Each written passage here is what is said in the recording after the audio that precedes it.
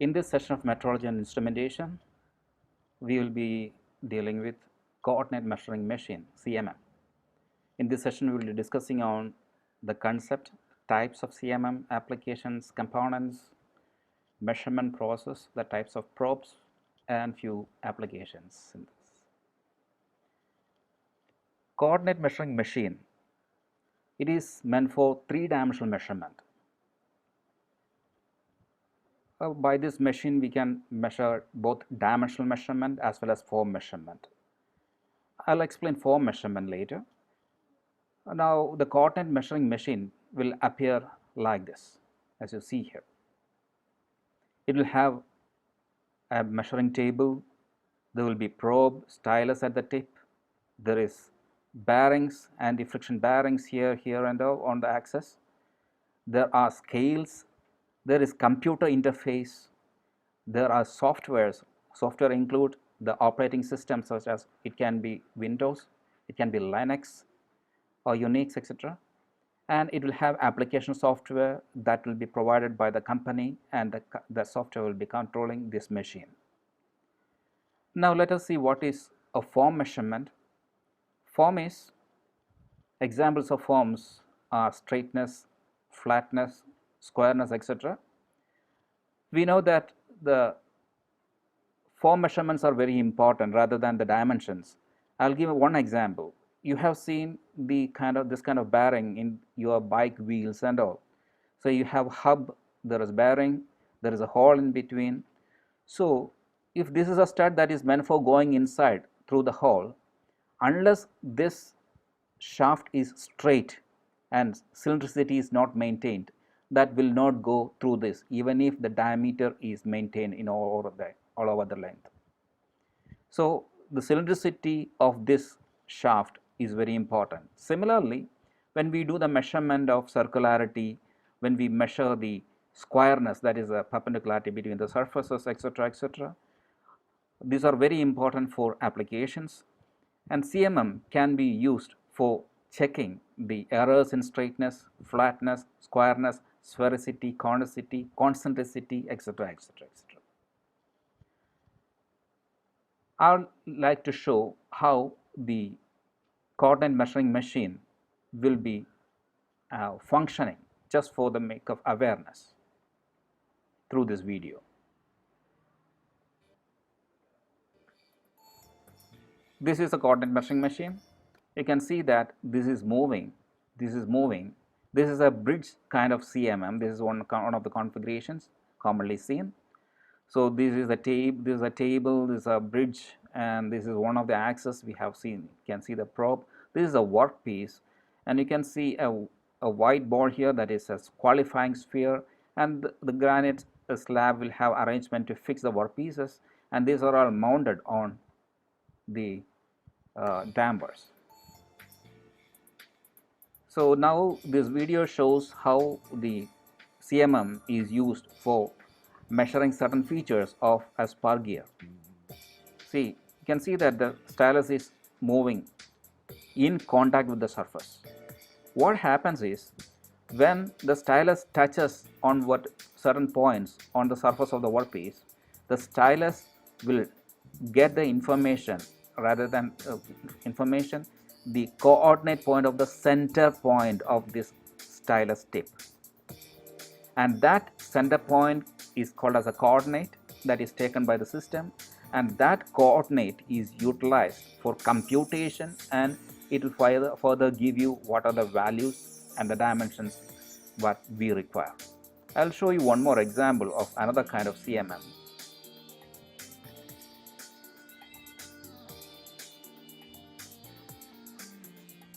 We know that the measurement of gear is a very complex process. It's not conventionally possible, in fact.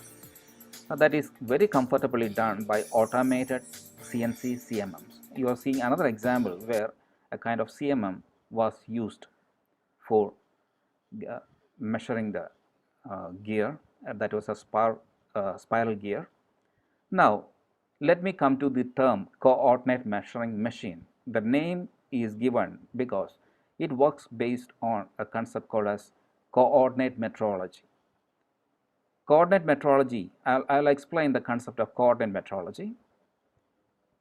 I have told you that the stylus will be used to touch on surface of workpiece, and the center point of the stylus is taken by the system as coordinate, and that coordinates taken such during the measurement are utilized for computation. That is, these coordinates will be substituted in certain equations in the software, and that will compute certain parameters like dimensions and all, and that will give you through the computer interface. I'll explain the coordinate metrology process that happens in CMM. In this, say we want to measure the length of a cuboid like this. Conventionally, what we do is we will take a vernier caliper, and one jaw will be as aligned with this surface, and another jaw will be aligned with this surface, and we take the measurement length. In that case, what we are doing is actually we are checking the distance between these two planes, these two parallel planes.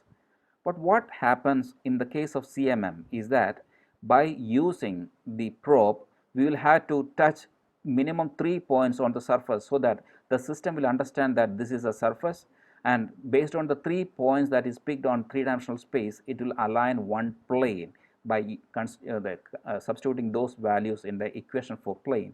Similarly, another plane is also defined by picking minimum 3 points on the surface. So once the two planes are defined, the system now will be capable of computing the distance between the two parallel planes by using conventional equation that we know. So once we have the coordinate values, it is possible to define planes, and we can compute the distance between this. That's what happens in CMM. Now see the beauty of this computation, this coordinate metrology. This system now have got information about the plane, that is the different equation for the plane, this plane as well as this plane. So if you want to know the parallelism between the plane, that is also can be estimated based on the same information that is available, because already there is coordinate, and based on the coordinate and the form that is developed, it can give you the information. So just by taking the coordinates, we can measure, in fact we can get the distance between the planes, we can get the error in parallelism, if you can even get the error in the flatness of surfaces, if there is any misorientation of the surface or angle between the surface, everything is possible because we follow coordinate metrology. I'll give you one more example. Suppose we want to measure the diameter of this cylinder.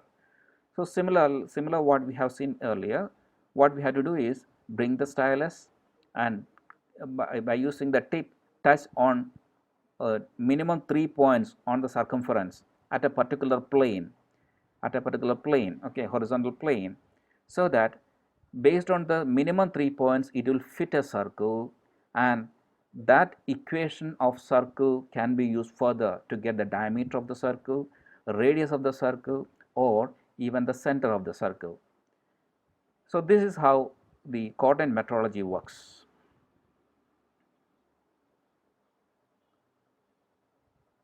This concept was initially developed during the Second World War time, when there was extensive requirement for measurement of complex workpieces. Initially, a company in Italy named Ferranti, they converted one NC machine to CMM.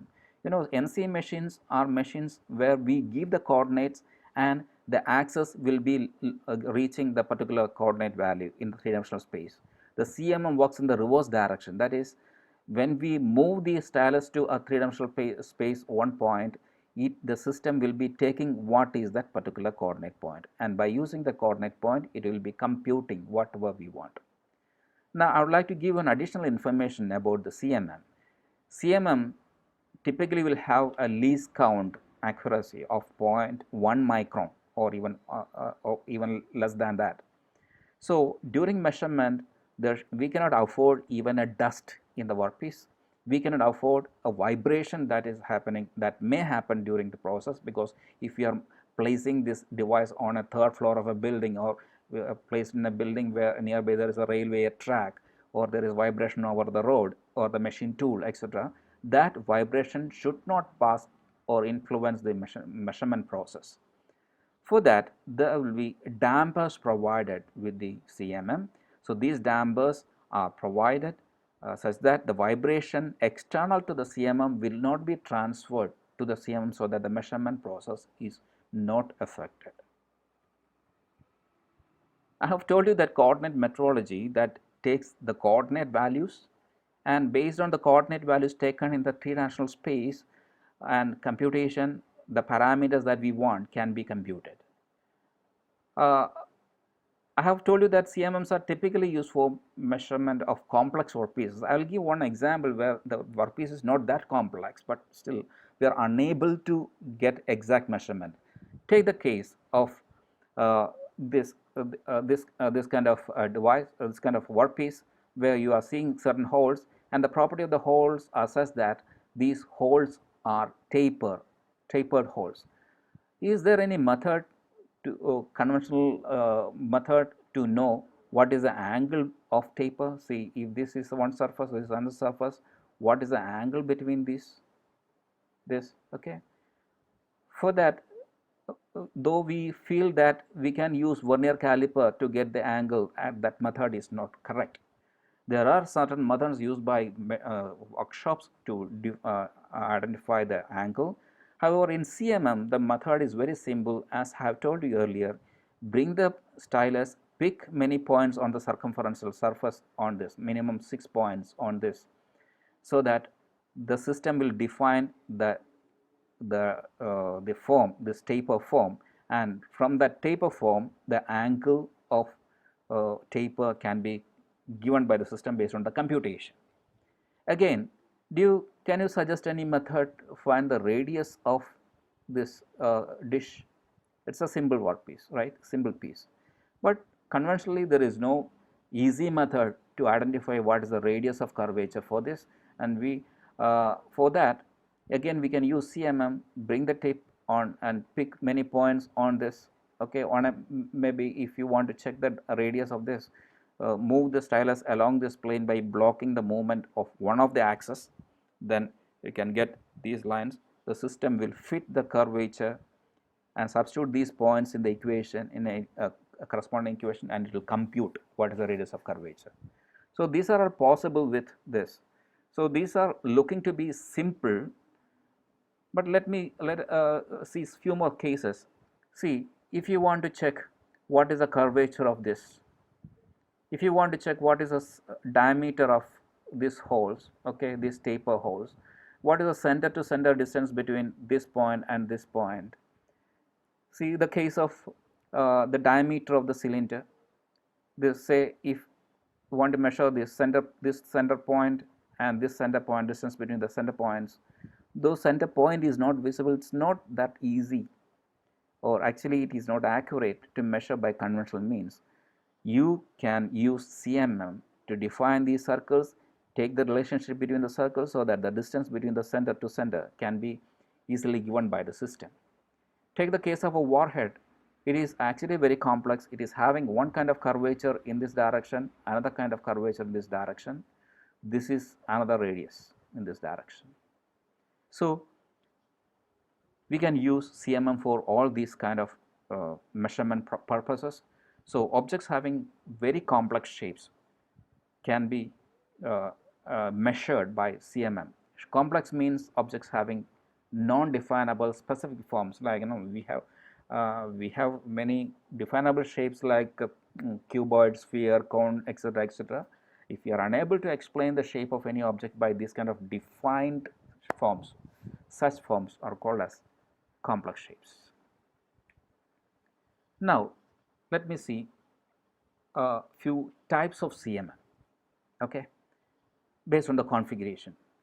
We have previously seen a CMM that was called as a bridge type CMM because of its construction.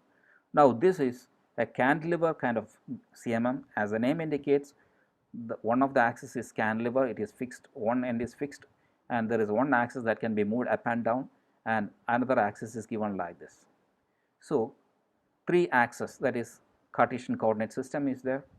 Similarly, there is another Cartesian coordinate system followed by this kind of CMM, that is a bridge kind of CMM. This is called as a moving bridge CMM because this bridge, this this bridge what you see here, now see this bridge can be moved in this direction, whereas the table is stationary. In this case, it is fixed bridge, that is, the bridge is fixed and the table can be moved in this direction. There is another kind of CMM, there is a horizontal arm kind of CMM, where a horizontal arm is projected from a column, and the three axes are shown here. In all these cases, see, this is another kind, it's called as a gantry type CMM. Gantry, as the name indicates, the overhead kind of CMM. This kind of CMMs can be too huge, and can be huge, it's more than the size of a common room that we see in classrooms. Okay, so you can keep the workpieces on this bench or this work table. Workpieces can be of the size of a car, it can be a lorry and assembled some huge products, etc. So that is gantry, overhead kind of CMM. This is column type of CMM, another configuration. All these CMMs are following Cartesian coordinate system, that means X, Y, Z coordinate system. However, there are polar CMMs also, or robotic kind of CMMs, where radius and angular movement can also be used, but those kind of things are not that common like this kind of CMM. Now let us more focus on the features of elements of CMM. I have told you that there are elements like measuring table, probe, stylus, etc.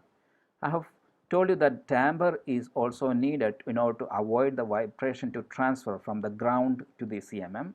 There is one more element I would like to specify called as qualifying sphere, and this is a view of a qualifying sphere, and that will be typically placed on one of the locations on a table. Okay, this sphere has got a property that all the dimensions and the error in the sphericity are known for the system, and this sphere is used to calibrate the radius of the stylus tip. That I have told you that there is a stylus tip. See, this is a stylus and this is a tip, a red tip, and we cannot give what is the diameter of this tip. I have told you that the system during measurement, the center point of the spherical tip will be taken by the system for computation. So in order to take the center point, once it is taking the center point, to know the point of contact between the spherical surface and the object, the radius in that direction for the sphere should be known. In order to get the dimension of the spherical tip and know the error of this tip, we use a sphere called as qualifying sphere, and that should be ordered separately along with the CMM if we want to purchase a CMM. Let us see the elements step by step. Measuring table is one of the key elements. Typically seen measuring table is granite. Stress release steels are also used. This is a measuring table. This is a measuring table. Okay, you can see that there are mounting holes in this, and when there are certain requirements for this measuring table, that is, it should have dimensional stability, that is, there should not be any error, there should be a corrosion happening on this, the strength, there should have strength to hold the workpieces, it should have form accuracy, that means we are keeping the workpieces on this table, and the table must be horizontal and flat and should have provided defined surface finish. Then only we can use this surface as a reference surface, and we can keep a workpiece on that to perform the measurement. Granite is naturally seasoned material, but granite has got a problem that, see, being a natural material, it is porous. So when we use the CMM having granite slabs, it is to be specially taken care that oil should not be spilled on that, because oil can go into that and finally it can develop crack over a period of time. Now let us see another element. It is bearing.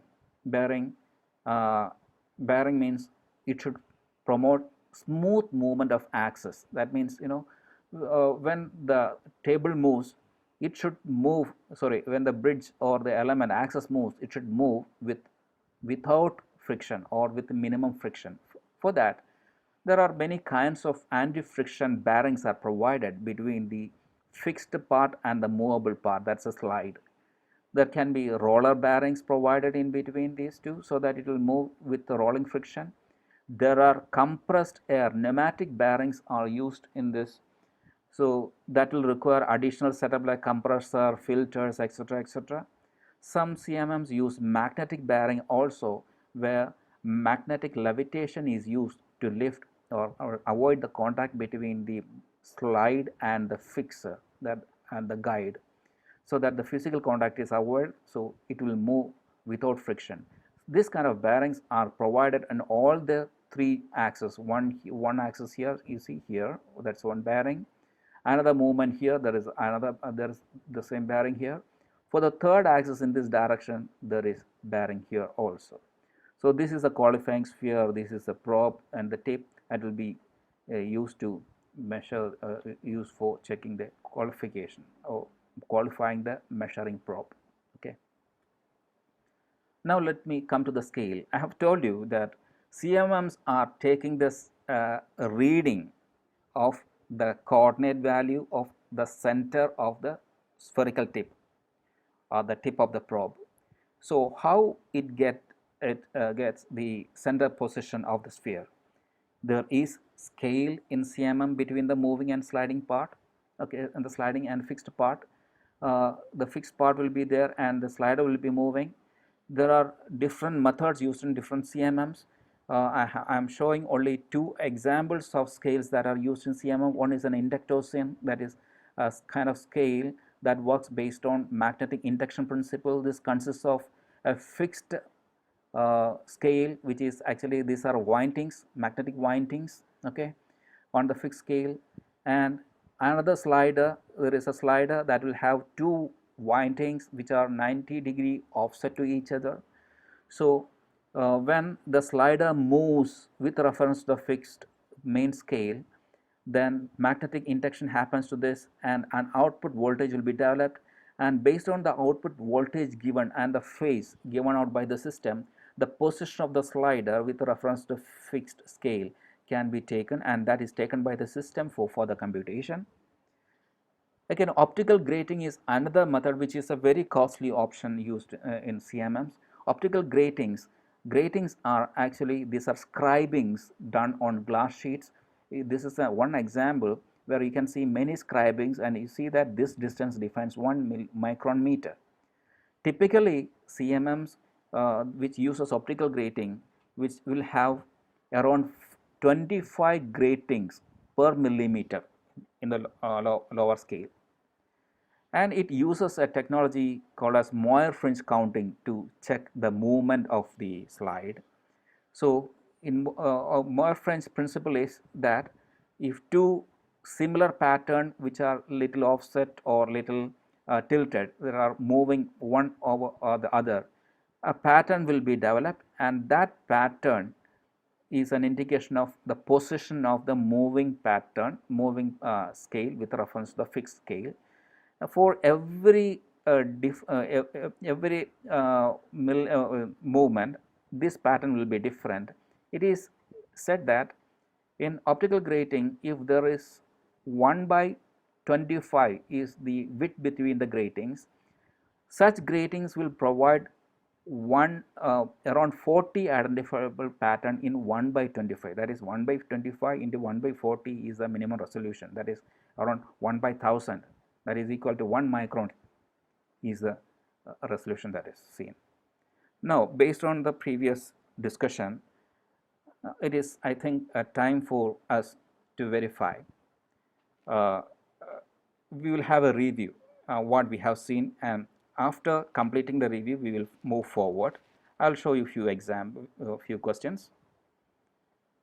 Can you try to answer these questions? What is meant by coordinate metrology? Can you provide few examples of form measurements with CMM? Can you sketch various configurations of CMM? Can you give examples for scales used in CMM? If it can be done well, we can go ahead. If not possible, please go back and review the content and let us proceed after that.